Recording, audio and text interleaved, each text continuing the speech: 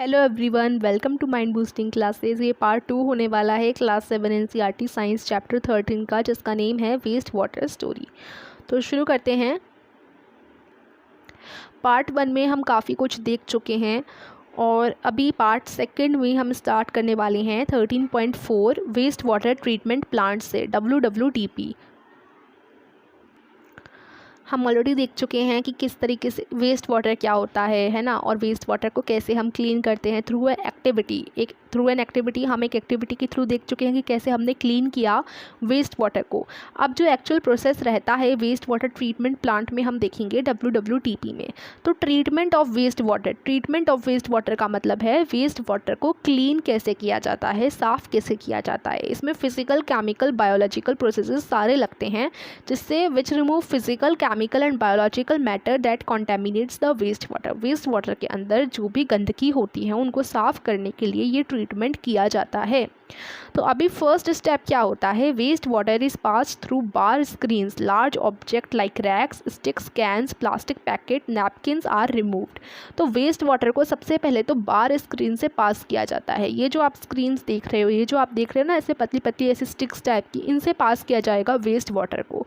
तो जब इनसे पास होंगी तो जो सॉलिड ऑब्जेक्ट्स होते हैं, जो सॉलिड चीज़ें होती हैं, जैसे कि रैग्स हो गए, स्टिक्स हो गई, कैंस हो गई, प्लास्टिक के पैकेट्स हो गए और नैपकिन्स हो गई, वो तो वेस्ट वाटर में से पहले ही हट जाएंगी। जो ख़राब पानी हो जाता है, वेस्ट वाटर होता है, अगर उसमें ऐसे कुछ सब्सटेंस होंगे जो कि सॉलिड हैं तो वो तो तभी रिमूव हो जाएंगे, क्योंकि वो इनके अंदर नहीं जा पाएंगे, तो वो वहीं फंसे रह जाएंगे। तो देखो यहाँ पर आप देख भी पा रहे होंगे, तो ऐसी चीज़ तो पहले ही रिमूव हो जाएंगी उन वेस्ट वाटर से। फिर वो बाकी का जो पानी है वो आगे बढ़ जाएगा।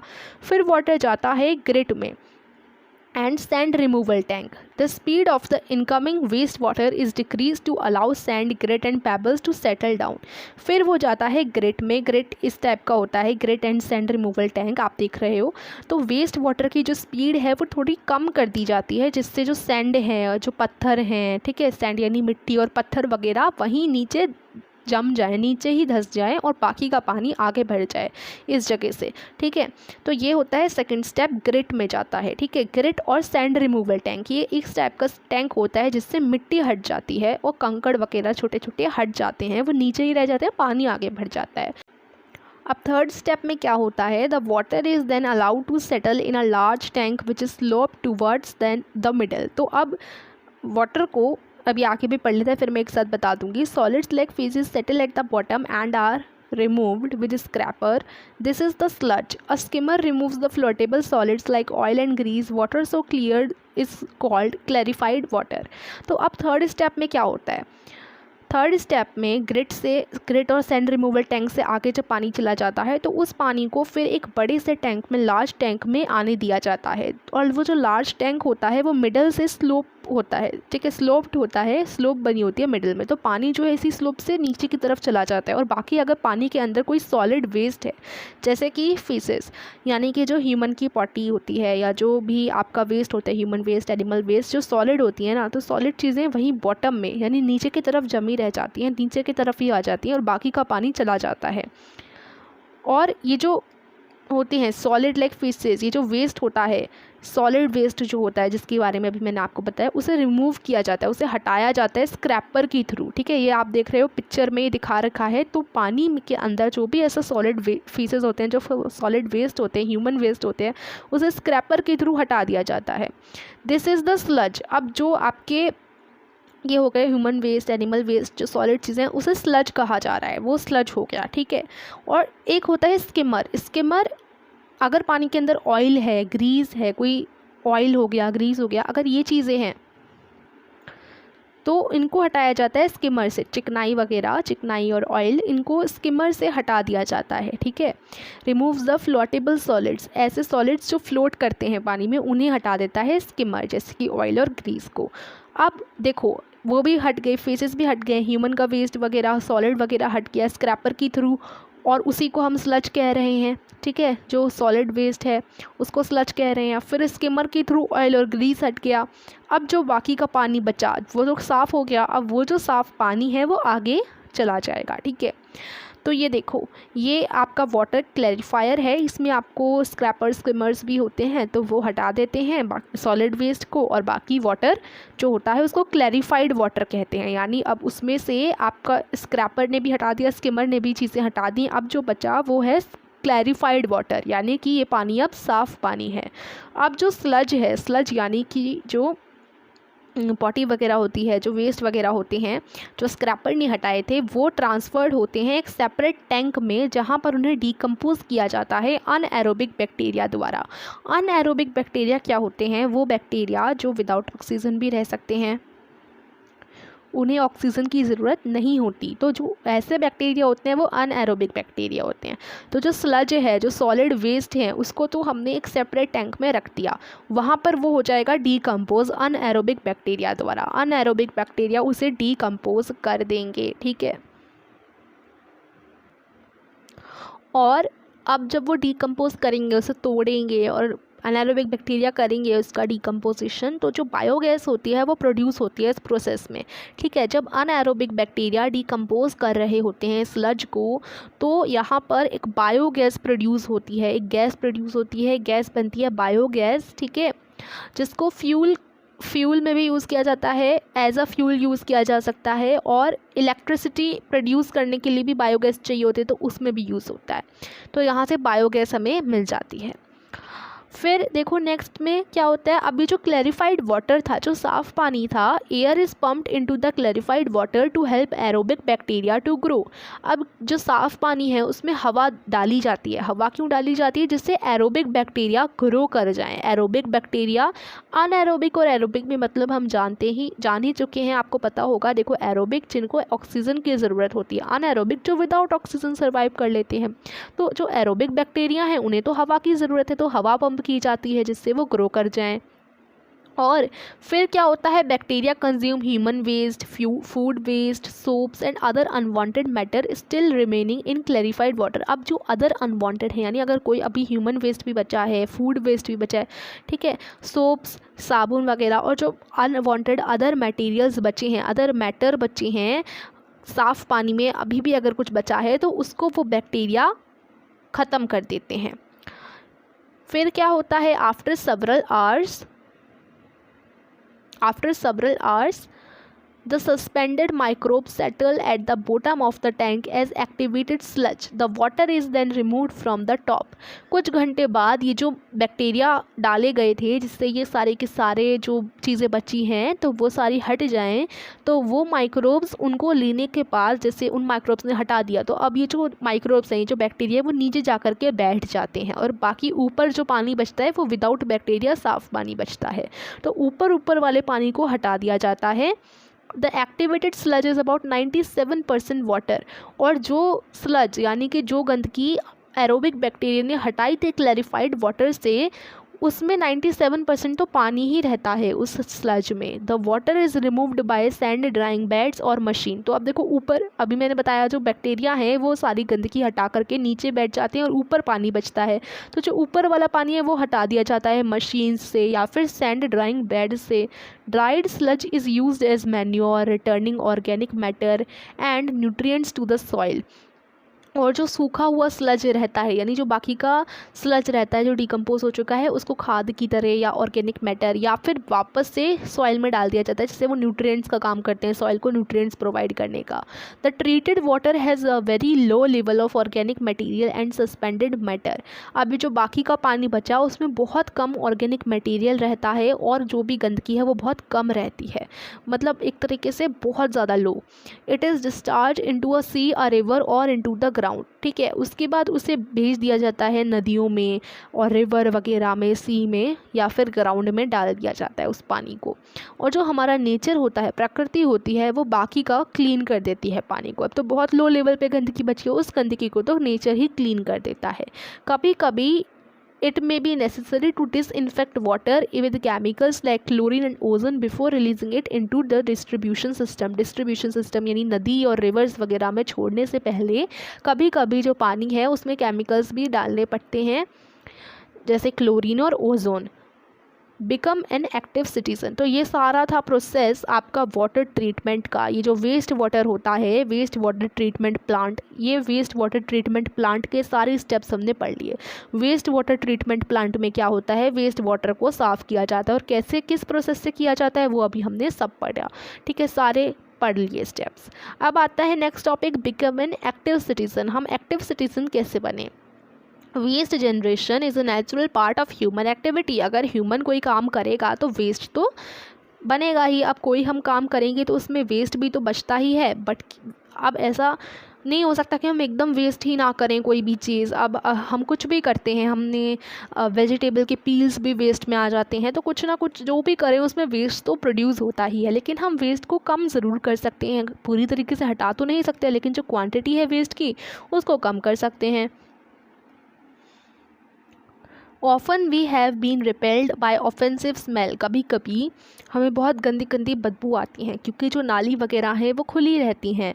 The situation versions in the rainy season when the drains start overflowing. और ये सिचुएशन और बढ़ जाती है बरसात के मौसम में, जब नालियों में पानी ओवरफ्लो होने लग जाता है। तो हमें जो गंदगी होती है, यानी कि हमें मड कीचड़ वगैरह आसपास मिलती है रोड पे, most unhygienic and unsanitary condition prevail, flies, mosquitoes and other insects breed in it.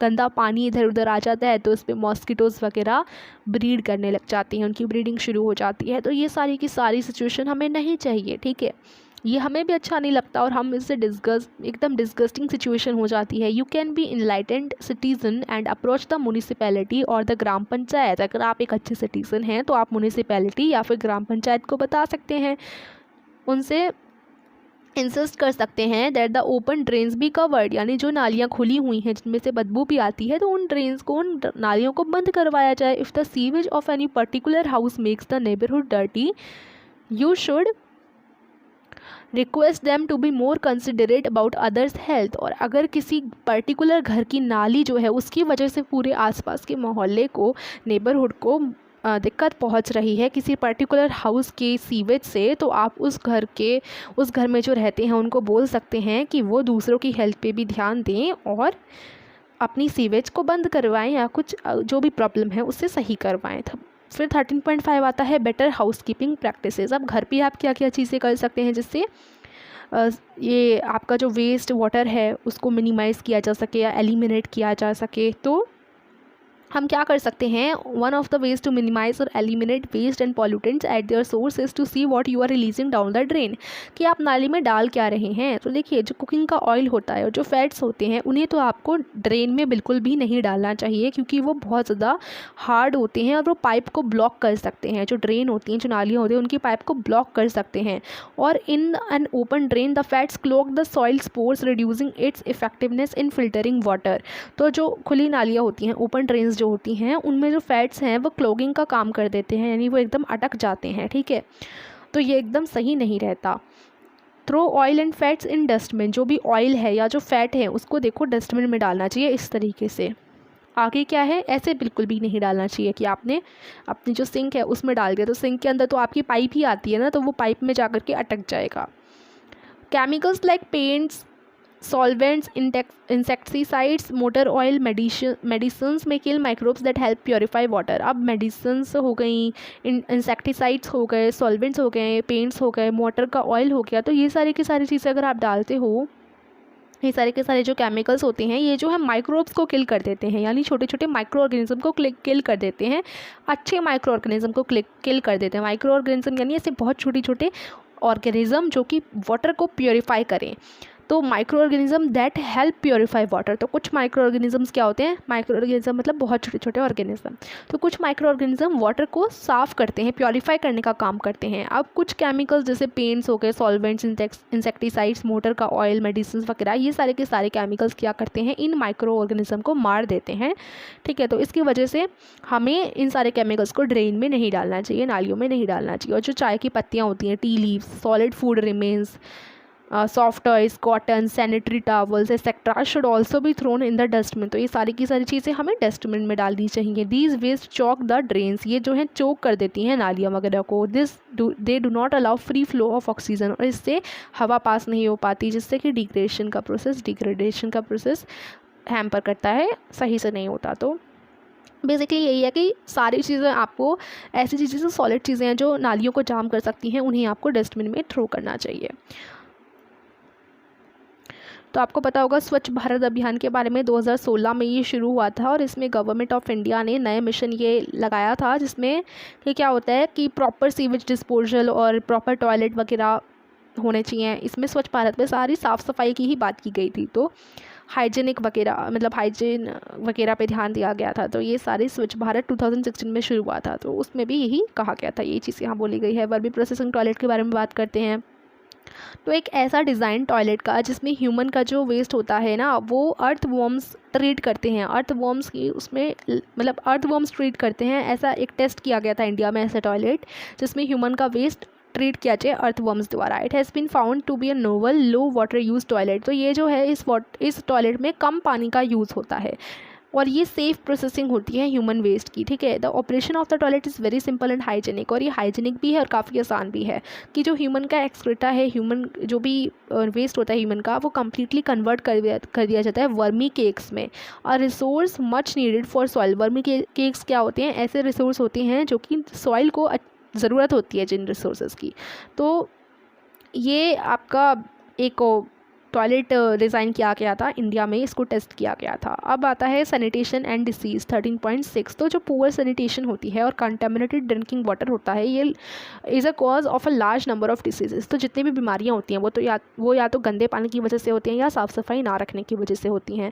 तो अब हम अपने देश में देख लेते हैं। Let us look at our own country. A vast number of our people are still without sewerage facilities. तो अभी भी बहुत सारे लोग जो हैं विदाउट सेवरेज फैसिलिटीज़ के हैं, यानी उनके घर में सीवरेज नहीं है। तो वो कहाँ पर रिलीव करते हैं खुद को, कहाँ पर वो पॉटी वगैरह करते हैं। A very large fraction of our people defects in the open and on dry river beds, on railway tracks, near fields and many a time directly in water. तो काफ़ी बार हमारा जो लोग हैं ना, वो उनका वेरी लार्ज फ्रैक्शन, या तो बहुत सारे लोगों की बात की गई है, बहुत सारे लोग क्या करते हैं, खुले में करते हैं, ठीक है, या फिर रेलवे ट्रैक्स पर, या फिर जो फील्ड्स वगैरह, खेत वगैरह होते हैं उनके आसपास, या कुछ लोग तो डायरेक्टली वाटर में भी करते हैं। अनट्रीटेड ह्यूमन एक्सक्रीटा, जो ये ह्यूमन एक्सक्रीटा होता है, तो अगर वो ऐसे ही अनट्रीट किया जाए तो ये हेल्थ हज़ार्ड है, हमारी हेल्थ के लिए, ह्यूमन हेल्थ के लिए काफ़ी ज़्यादा खतरनाक है। इट में cause water pollution and soil pollution. इससे सॉइल पॉल्यूशन और वाटर पॉल्यूशन हो सकता है। सरफेस का जो वाटर होता है और जो ग्राउंड वाटर होता है, ज़मीन के अंदर का पानी, वो दोनों ही गंदे हो सकते हैं। जो ग्राउंड वाटर होता है वो वाला पानी तो वेल्स में जाता है, कुओं में भी जाता है, ट्यूबवेल्स में जाता है, स्प्रिंग्स में जाता है, और काफ़ी नदियों में भी जाता है। इसलिए मोस्ट कॉमन रूट होता है वो, यहाँ से बहुत सारी डिसीज़ेज़ भी पैदा हो सकती हैं, ठीक है। इसलिए हमें कभी भी खुले में नहीं करना चाहिए अपना जो ह्यूमन एक्सक्रीटा होता है उसे, ठीक है, यानी कि पॉटी वगैरह। They include cholera, typhoid. अब जो वाटर रिलेटेड डिसीज़ेज़ होती हैं उनमें कोलेरा आ जाता है, टाइफाइड हो जाता है, पोलियो, हेपेटाइटिस, डायसेंट्री, मेनिंगिटिस, ये सारी की सारी चीज़ें आ जाती हैं। और ये गंदे पानी की वजह से, और ये जो भी मैंने कहा वाटर पोल्यूशन होता है, सॉइल पोल्यूशन होता है ना, तो अनट्रीटेड ह्यूमन एक्सक्रीटा की वजह से, तो ये इस चीज़ को भी कम करना चाहिए। तो हर घर में क्या होनी चाहिए, सेवरेज फैसिलिटीज़ होनी चाहिए। Alternative arrangement for sewage disposal. अब to improve sanitation, low cost on site sewage disposal systems are being encouraged. अब सीवेज डिस्पोजल की जगह अल्टरनेटिव क्या अरेंजमेंट हो सकता है सीवेज डिस्पोजल की जगह। तो सीवेज लगाने की जगह और क्या क्या कर सकते हैं, तो जो लो कॉस्ट में सीवेज लगाई जाती हैं, ऑन साइट सीवेज, ऐसे डिस्पोजल सिस्टम हमें लगाने चाहिए, उनको इनकरेज करना चाहिए। जैसे कि सेप्टिक टैंक्स हो गए, केमिकल टॉयलेट्स हो गए, कंपोजिंग पिट्स हो गई। तो सेप्टिक टैंक्स तो ऐसी जगहों के लिए ज़्यादा अच्छे हैं जहाँ पर सीवरेज सिस्टम नहीं लग सकता, या फिर जहाँ पर नहीं है, जैसे हॉस्पिटल्स हो गए, कुछ आइसोलेटेड बिल्डिंग हो गई, या फिर 4 से 5 घर एक जगह पे हैं, तो वहाँ पर लगाया जाना चाहिए सेप्टिक टैंक, ठीक है। वहाँ सीवरेज की फैसिलिटी नहीं है तो आप सेप्टिक टैंक लगा सकते हैं। तो बहुत सारी चीज़ें हैं जो सीवरेज सिस्टम के बदले में लगाई जा सकती हैं और जो सस्ती भी होती हैं। कुछ ऑर्गेनाइजेशन हैं जो ऑफ़र करती हैं hygienic on site human waste disposal technology.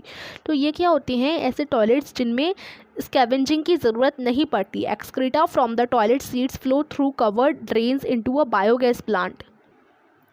तो यानी कि इन टॉयलेट्स में क्या होता है कि बेसिकली इन टॉयलेट्स में जो एक्सक्रीटा होता है, ठीक है, वो जो टॉयलेट सीट्स होती हैं वहाँ से फ़्लो हो करके ढकी हुई ड्रेन्स में जाता है और बायोगैस प्लांट में डाल दिया जाता है। फिर यहाँ से बायोगैस प्रोड्यूस हो जाती है और बायोगैस को तो हम सोर्स ऑफ एनर्जी की तरह यूज़ कर सकते हैं, तो यहाँ से बायोगैस बन जाती है। तो ये जो टॉयलेट हैं तो ये कुछ ऑर्गेनाइजेशन हैं जो hygienic concept human waste disposal technology ला रही हैं, ऑफ़र करती हैं। तो human waste disposal technology, human waste disposal technology में क्या होता है कि जो एक्सक्रीटा होता है ह्यूमंस का, वो टॉयलेट सीट से फ़्लो होकर के बायोगैस में प्रोड्यूस हो जाता है, बन जाता है। तो बायोगैस जब हमें मिल जाती है तो बायोगैस से तो हम उसे यूज़ भी कर सकते हैं as a source of energy. तो यहाँ पर हमने कुछ अल्टरनेटिव अरेंजमेंट देखी फॉर सीवेज डिस्पोजल। अब आगे है सैनिटेशन एट पब्लिक प्लेसेस। हमारी कंट्री में बहुत सारे मेले होते हैं, बहुत सारे फेयर्स का मतलब क्या है, मेले लगाए जाते हैं, बहुत सारे लोग वहाँ जाते भी हैं, पार्टिसिपेट भी करते हैं। सेम वे में रेलवे स्टेशन, बस डिपोट्स, एयरपोर्ट्स, हॉस्पिटल भी बहुत सारी ऐसी बिजी प्लेसेस हैं। Thousands of people visit them daily, और ये सारी की सारी जगहों पे हज़ारों लोग हर रोज़ जाते हैं। रेलवे स्टेशन हो गया, एयरपोर्ट्स हो गए, हॉस्पिटल्स हो गया, फेयर्स हो गए, यहाँ पर तो 1000 लोग हर रोज़ विजिट करते हैं। Large amount of waste is generated here, यहाँ पर तो बहुत सारा वेस्ट जनरेट भी होता है। It must be disposed of properly, otherwise epidemics could break out, इसको भी अच्छे से डिस्पोज किया जाना चाहिए। The government has laid down certain standards of sanitation but unfortunately they are not strictly enforced. Government ने तो बहुत सारे के सारे स्टैंडर्ड्स ऑफ सैनिटेशन लगाए हैं, नहीं गवर्नमेंट तो बहुत करती है कि हमें साफ़ सफाई रखनी चाहिए और बहुत सारे ऐसे उन्होंने स्टैंडर्ड्स भी निकाले हैं, लेकिन अनफॉर्चुनेटली स्ट्रिक्टली कोई उनको फॉलो नहीं करता, यानी स्ट्रिक्टली कोई साफ़ सफाई रखनी है या सारे रूल्स नहीं मानता है। However all of us can contribute in maintaining sanitation at public places. तो सैनिटेशन यानी कि साफ़ सफाई रखना, हाइजीनिक रखना खुद को और आसपास के पब्लिक प्लेसेस को, तो हमें इसमें कंट्रीब्यूट करना चाहिए। हमें कोशिश करनी चाहिए कि कम से कम हम अपने आप को सुधारें, हम अपने आसपास कोई गंदगी दिखे तो उसे दूर करें, हटाएं, साफ़ सफाई करें, एटलीस्ट अपने आसपास तो रखें, इधर उधर कचरा ना फेंकें, ठीक है। कोई डस्टबिन आपको नहीं दिख रहा तो एक्चुअली हमें कचरा नहीं फैलाना, आप इतना तो हम कर ही सकते हैं कि हम कचरा ना फैलाएं, ठीक है। अगर ऐसा भी करेंगे तो भी बेटर रहेगा। जैसे कोई डस्टबिन नहीं है आसपास तो आप ऐसे ही नहीं डालो, आप अपने बैग में रख लो, जिससे घर के अंदर, घर में जो डस्टबिन है उसमें डाल सकते हो, ठीक है। तो कंक्लूजन क्या निकल के आता है, कंक्लूजन में क्या लिखा है कि we all have a role to play in keeping our environment clean and healthy, ठीक है। हम सबका रोल है हमारे इन्वायरमेंट को क्लीन रखना, हेल्थी रखना। You must realise the responsibility in maintaining the water sources in a healthy state. तो हमें अपनी रिस्पॉन्सिबिलिटी समझनी चाहिए और वाटर को साफ़ रखना चाहिए, अच्छी सैनिटेशन अडॉप्ट करनी चाहिए, अच्छी sanitation, good sanitation practices adopt करनी चाहिए। As an agent of change your individual initiative will make a great difference. अगर हम अपने आप को भी बदलते हैं ना, हर कोई अपने आप को बदलता है तो बहुत बड़ा डिफरेंस हमें मालूम पड़ेगा। Influence other with your energy, ideas and optimism. आप अपने आप से दूसरों को इन्फ्लुएंस कर सकते हैं। A lot can be done if people work together. बहुत कुछ हो सकता है अगर लोग एक साथ काम करें, क्योंकि एक साथ काम करने में बहुत सारी पावर भी होती है। महात्मा गांधी जी ने कहा है, no one need to wait for anyone else to adopt a humane and enlightened course of action. किसी और की ज़रूरत नहीं है, हमें कोई एक्शन अपनाना है, कुछ अच्छा काम करना है तो उसके लिए किसी और का इंतज़ार करने की ज़रूरत नहीं है। हम खुद से शुरू कर सकते हैं और हमसे इन्फ्लुएंस होकर और लोग भी करना शुरू करेंगे, ठीक है। तो ये हमारा चैप्टर यहीं फिनिश हो जाता है। पूरा हमने देखा कि वेस्ट वाटर को कैसे क्लीन किया जाता है, उसका ट्रीटमेंट हमने पूरा जाना और पार्ट 2 में हमने पूरा चैप्टर कवर भी कर लिया। इसका पार्ट 1 नहीं देखा तो डिस्क्रिप्शन में लिंक दे दूँगी, आप जा करके देख लेना। लास्ट चैप्टर था साइंस का, यहीं पर साइंस का पूरा साइंस आपका कंप्लीट हो जाता है। Class 7 NCERT science is completed. Thank you so much for watching.